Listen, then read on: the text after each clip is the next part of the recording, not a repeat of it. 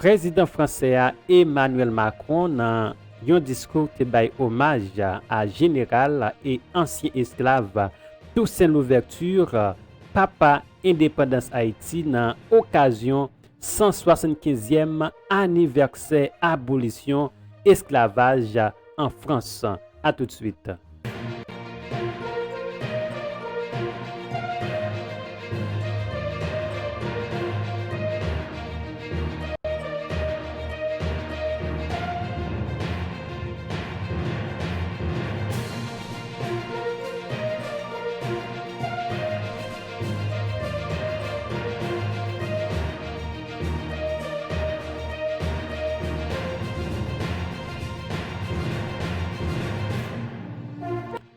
Salutations spéciales à vous-même, bienvenue et bon retour sur plateforme Valérité avec Valérie Pierre, côté que nous partager, analyser et puis opiner sur tout sujet d'actualité sur le plan national et international.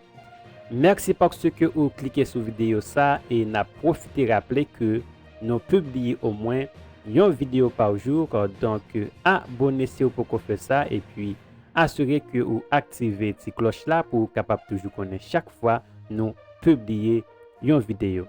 Et bien, chaque que nous t'ai annoncé dans le commencement vidéo et jeudi président français Emmanuel Macron dans un discours te bay hommage à général et ancien esclave Toussaint Louverture, papa indépendance Haïti dans occasion 175e anniversaire abolition esclavage en France. Eh bien, c'est ça qui peut le faire objet vidéo nous pour aujourd'hui. On allait nous regarder tout de suite déclaration président français Emmanuel Macron. Entendez. Dans le Doubs, où Emmanuel Macron vient de prendre la parole à l'occasion donc des commémorations des 175 ans de l'abolition de l'esclavage. On va écouter le chef de l'État en direct sur France 24. Amené de force depuis l'île de Saint-Domingue où il était né et qu'il n'avait auparavant jamais quitté. Tous les hommes nés dans ce pays vivent et meurent hommes libres et français. Proclamé l'article 3 de la Constitution de Saint-Domingue, rédigée en 1802 par Toussaint Louverture. Et si son destin trouva son terme dans cette prison, c'est bien en homme libre et français que 60 ans durant il avait vécu.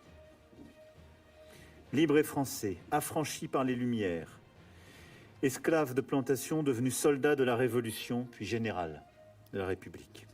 Un extraordinaire parcours, tout entier tourné contre l'assignation à laquelle sa naissance le vouait. Parti de rien et défiant le monde. Toussaint Louverture confondit sa vie avec sa conquête de liberté. Comme Bonaparte, pourtant son geôlier, Toussaint Louverture incarne le triomphe de la volonté sur la fatalité. Né dans l'esclavage, mais ayant reçu la nature d'un homme libre, selon ses propres mots.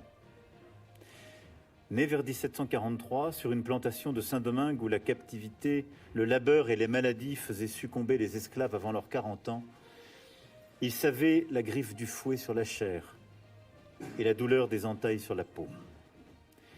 Il découvrit aussi que ses parents, venus de l'actuel Bénin, avaient été séparés au moment de leur asservissement. Il éprouvait comme orphelin de mère la violence de l'esclavage qui détruit toute dignité et remplace par la chaîne des maîtres les liens de la famille. Toussaint Louverture transforma cette condition en ambition, car rien ne l'effraya jamais. Frappez, si vous osez, lança-t-il un jour au gérant de la plantation. Toussaint Louverture avait montré sa trempe. Il se révéla dans toute sa force de caractère et l'acuité de son intelligence. Le gérant en fit son cocher, bientôt son second, et le mena vers l'affranchissement. Toussaint Louverture apprit aussi à monter à cheval et devint l'un des meilleurs cavaliers de Saint-Domingue. Le galop comme aspiration, souveraineté sur son allure et ses mouvements. Il était déjà libre. Né esclave, mais devenu enfant des Lumières. Autodidacte génial, découvrant Diderot, Raynal, s'initiant à l'art de la guerre avec Plutarque. Par conviction comme par tempérament, il refusait toutes les assignations. Descendant des rois du Bénin, fervent catholique et accoutumé au rite vaudou, il se déliait de toutes les identités. Plus tard, ami de l'abbé Grégoire, entouré de francs-maçons, Toussaint Louverture était l'homme de toutes les libertés, de toute la liberté. Dès l'aurore de la Révolution, j'ai voulu être libre. Et ma conduite vous a suffisamment démontré que je ne voulais pas l'être seul, dira-t-il dans une proclamation à ses soldats. Cette liberté seulement octroyée ne lui suffisait pas. Et quand éclata, en août 1791, une révolte des esclaves de Saint-Domingue dans les plaines du Nord, il s'enrôla parmi eux. Et bientôt, par son talent militaire, sa bravoure s'éleva dans leur rang. Il voulait prendre l'esprit de 1789 au mot. Toujours, il voulut faire triompher l'idéal de la Révolution française contre ceux qui en dirigeaient le cours et en oubliaient parfois la promesse. Enfant des Lumières, il ne pouvait être que révolutionnaire, au service de la liberté du genre humain. À la tête de la révolte des esclaves, dont il fit une armée, il défia ceux qui entravaient sa marche vers l'affranchissement. Spartacus noir, comme on le surnomma, il combattit 3 longues années tous ceux qui s'opposaient à la liberté des siens. Révolutionnaire, il ne se contenta pas de la prise d'une seule Bastille, il en prit plusieurs, faisant tomber les uns après les autres les forts de Saint-Domingue qui protégeaient l'ordre inique de l'esclavage.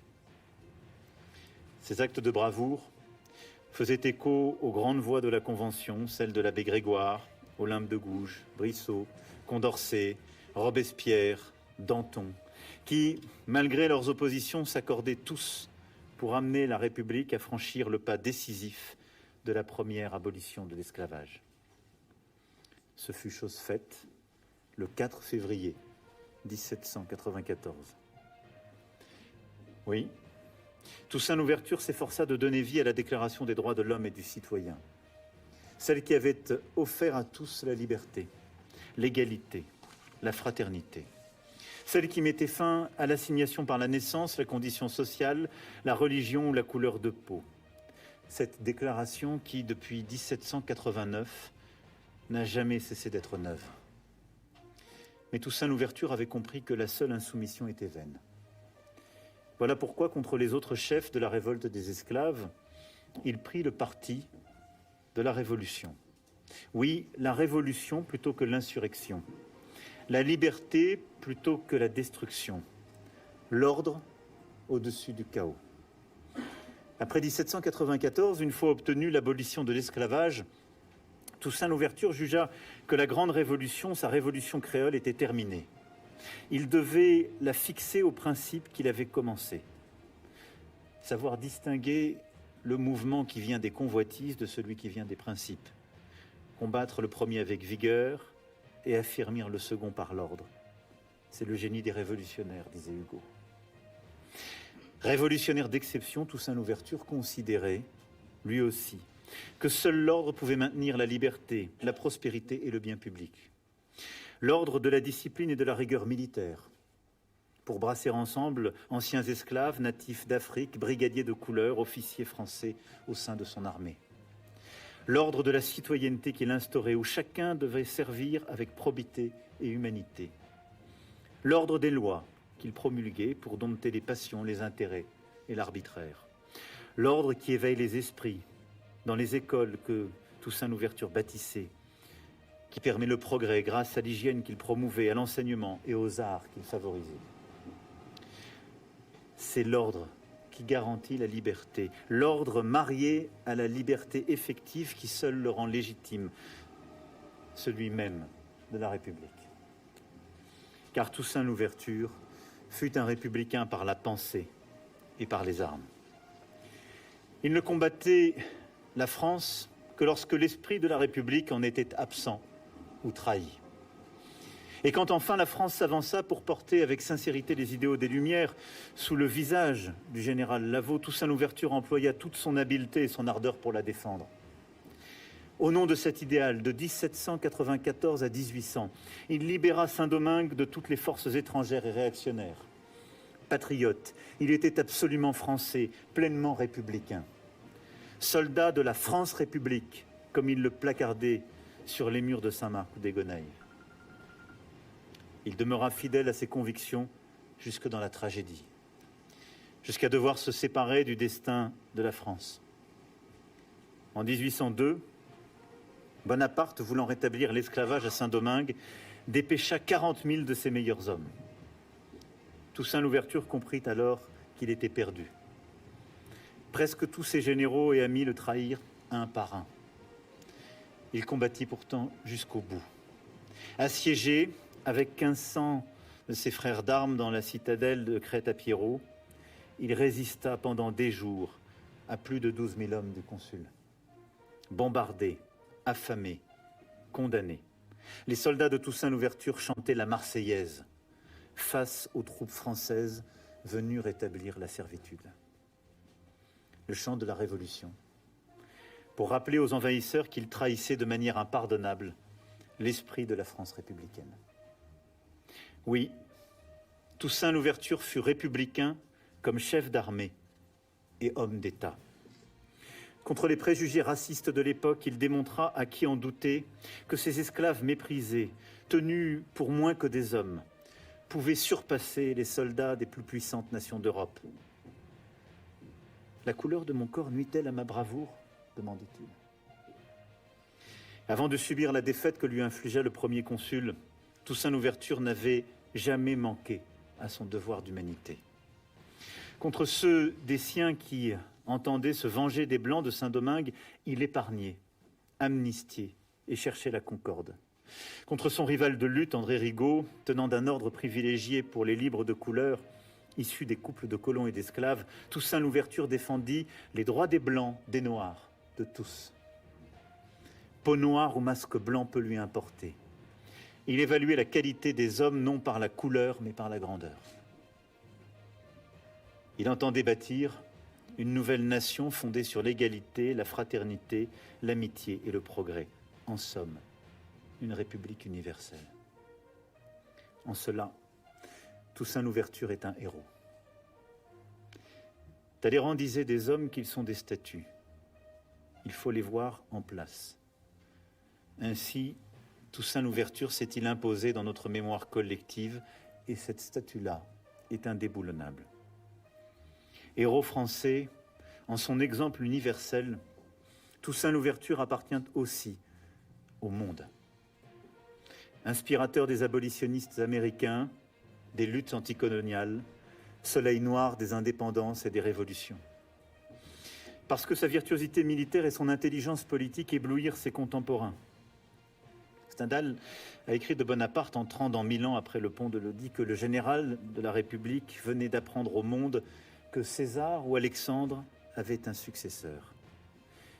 Défilant dans les rues du Cap Français, Toussaint Louverture, lui aussi, se hissa à leur hauteur. Parce qu'il révéla à lui-même la force du peuple de Saint-Domingue, Toussaint Louverture fut le précurseur de la nation haïtienne. C'est ainsi qu'il apparaît, aujourd'hui, à travers la diaspora d'Haïti, à travers les œuvres de ses historiens, de ses écrivains et des artistes. La grande leçon de Toussaint Louverture, enfin, est que l'aspiration des peuples à devenir une nation libre et indépendante, donc souveraine, finit toujours par s'imposer. Qu'elle défait un jour ou l'autre les armées d'invasion et d'occupation. Ainsi, Toussaint Bréda était devenu Toussaint Louverture. Bréda était le nom de sa plantation, comme c'était alors l'usage pour tout esclave. Toussaint Bréda gagna ce nom de l'ouverture au cours des combats, qu'il organisait en dormant peu et en galopant partout. Intenable, d'une énergie physique et d'une ubiquité que ses opposants jugeaient presque magique, il perforait les lignes adverses, enlevait les redoutes, capturait les cités. Cet homme fait donc ouverture partout, commentait sidéré ses propres ennemis.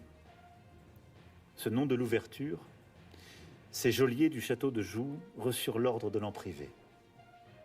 Trahi, séparé de sa famille, livré au froid et à la solitude, éloigné de toute mère, il n'était plus appelé que Toussaint. le simple fait de prononcer ce nom, Toussaint Louverture, et dès lors une réparation de l'outrage fait à un grand Français. Car ce nom de Louverture résonne depuis longtemps au plus profond de notre mémoire. C'est pour cela que ce nom de Louverture fut donné dès les années 1920 à une rue, puis à un lycée de Pontarlier dans les années 1970. Ce nom de Louverture, associé au château de Joux, est au centre de la route des abolitions qui mène de Champagny à Chamblanc, s'étend jusqu'en Suisse. Ce nom, c'est celui que traçait pour correspondre avec lui l'abbé Grégoire. Mon Lambert-Ménil abrite la maison. Il fut ce nom, le remords et l'espoir de Victor Schœlcher, dont la famille était originaire de Fessenheim, et qui permit, le 27 avril 1848, grâce à la Deuxième République, le triomphe posthume d'un grand républicain créole. Aujourd'hui, 27 avril, jour anniversaire, nous rendons aussi hommage à ces éclaireurs, à tous ceux qui précédèrent ou continuèrent l'œuvre de Toussaint Louverture. Oui, toute la route des abolitions converge ici, au château de Joux, dans cette petite cellule dans le Jura, revendiquée par Aimé Césaire dans un poème du cahier d'un retour au pays natal, dédié à Toussaint Louverture, dans lequel il regrettait les pays sans stèles et les chemins sans mémoire. Notre pays désormais n'est plus dépourvu de stèles. Grâce à l'action de tous les bénévoles, de tant d'élus, de tant d'historiens et de spécialistes qui travaillent aux listes recensant les esclaves affranchis après 1848 et à l'accès libre qui est maintenant accordé. Ce travail permettra l'établissement d'un mémorial des victimes de l'esclavage, nouvelle stèle de notre œuvre de mémoire.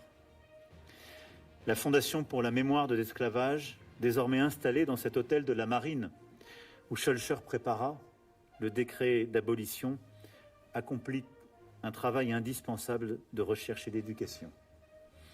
Elle est une autre de ces stèles vivantes et actives que Jean-Marc Ayrault, qui la préside, et ceux qui travaillent à ses côtés avec lui à la préservation de cette mémoire de l'esclavage en soient remerciés. Ces stèles parsèment la route de l'abolition et le chemin de la mémoire. Et cette route, qui maintenant tisse nos paysages et notre territoire, n'a pourtant pas trouvé son terme. Cette route est celle de l'esprit de la République triomphant des préjugés, des réactions, des assignations. Or, le monde n'en a pas fini encore avec l'esclavage, et les faits d'exploitation et d'asservissement viennent ici rappeler cet indispensable combat.